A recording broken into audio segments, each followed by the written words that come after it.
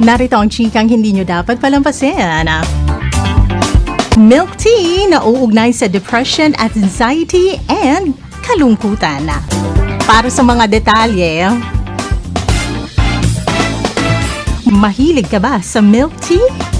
Alam niyo bang ayon sa ilang pag-aaral, merong kaugnayan ang labis na pagkonsumo ng milk tea sa mataas na panganib ng depression, anxiety at kalungkutan? Natuklasan sa isang pag-aaral sa mahigit 5,000 kabataan sa Beijing na ang addiction sa milk tea ay nagdudulot ng mga sintomas na katulad sa droga, social media addiction na nagre-resulta sa negatibong epekto sa mental health. Ang mataas na nilalaman ng asukal at caffeine sa milk tea ay pinaghihinalaang dahilan kung bakit ito nagiging addictive at nagdudulot ng withdrawal symptoms kapag hindi nakainom. Ang research na ito ay nagbibigay diin na maging maingat sa pagkonsumo ng mga matatamis na inumin para sa ikabubuti ng mental health.